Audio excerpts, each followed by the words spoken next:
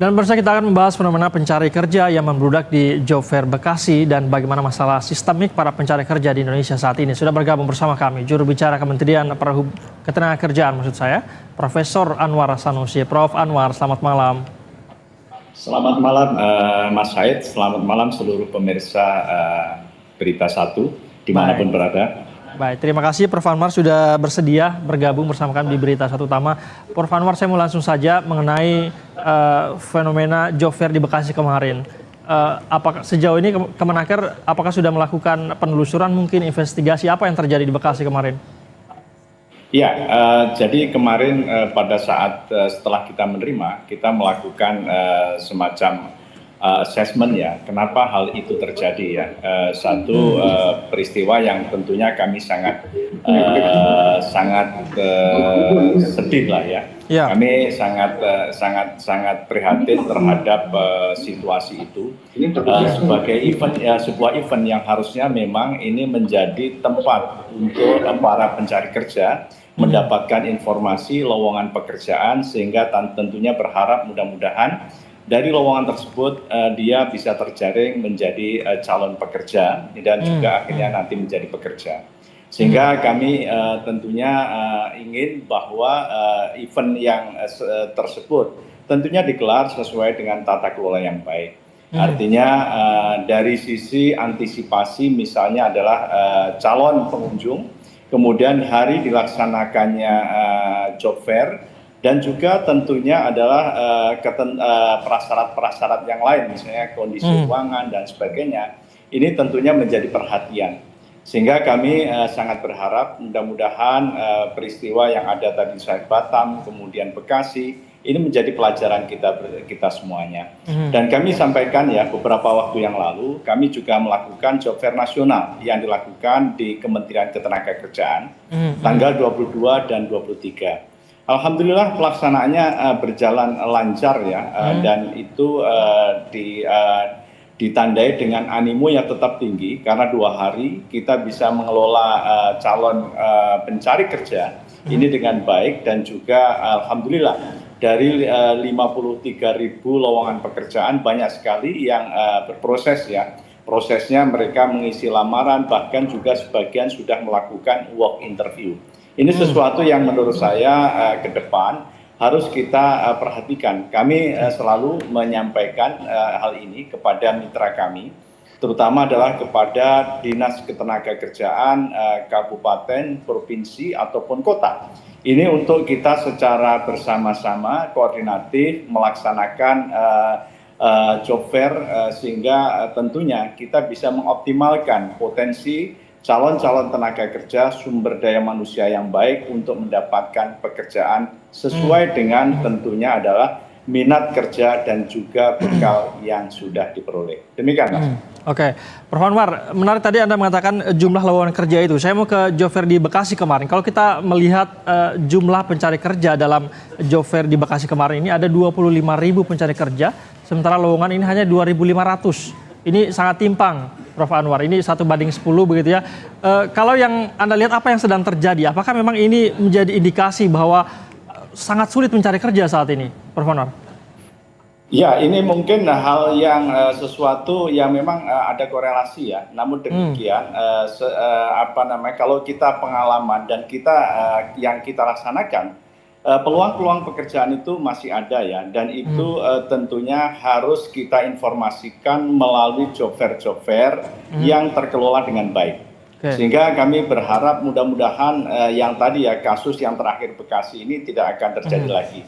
Tadi kami sampaikan Mas ya, pada saat Kemenaker melakukan job fair tanggal 22-23, juga baru beberapa waktu yang lalu, ini lowongan pekerjaannya cukup banyak ya. Kita baik yang dilakukan secara online, offline itu ada 53.000 lowongan pekerjaan. Dan ini tentunya kita nanti ke depan kita bisa menyampaikan informasi ini kepada pemerintah kabupaten, kota, provinsi. Dan ini selama ini beberapa juga sudah melakukan koordinasi. Ya, ini adalah ingin melaksanakan job fair yang kami secara kolaboratif laksanakan antara pusat pasar kerja, yakni unit organisasi di Kementerian Ketenagakerjaan yang mengelola kegiatan job fair ini untuk bersama-sama kita melakukan job fair yang tentunya lebih terkelola dengan baik sehingga potensi-potensi atau risiko-risiko yang ditimbulkan karena mungkin pengelolaan kita yang kurang baik ya. Hari ini kan misalnya kita lihat bagaimana gedungnya, kemudian bagaimana sirkulasi udaranya, bagaimana istilahnya alur antrian para calon pekerja, ini kan sesuatu yang harus kita lakukan simulasi sebelum kita melaksanakan kegiatan. Dan itu tentunya kalau kita lakukan dengan baik, saya memiliki pengalaman, terutama job fair yang sudah kita laksanakan, alhamdulillah itu bisa berjalan dengan baik. Jadi Prof. Anwar, jadi Anda melihat persoalan di job fair di Bekasi kemarin ini apakah hanya sekedar masalah teknis saja atau mungkin ada masalah teknis yang lebih jauh? Tadi saya menyebutkan angka, ada perbandingan yang cukup timpang begitu ya, antara jumlah lowongan kerja dengan jumlah para pencari kerja ini sangat jauh. Apakah ada masalah sistemik di sini, Prof. Anwar? Misalnya ada ketidaksesuaian antara dunia pendidikan kita dengan kebutuhan industri? Ya, jadi gini, ada hal-hal yang lain, hal-hal memang beberapa yang harus kita lakukan pembenahan. Satu kondisi adanya misalnya adalah mismatching, kemudian ada link and match. Ini adalah satu hal, satu hal persoalan yang harus kita carikan solusinya. Dan kita supaya untuk itu kita lakukan istilahnya reduksi, pengurangan, sehingga link and match itu adalah semakin istilahnya adalah semakin baik ya.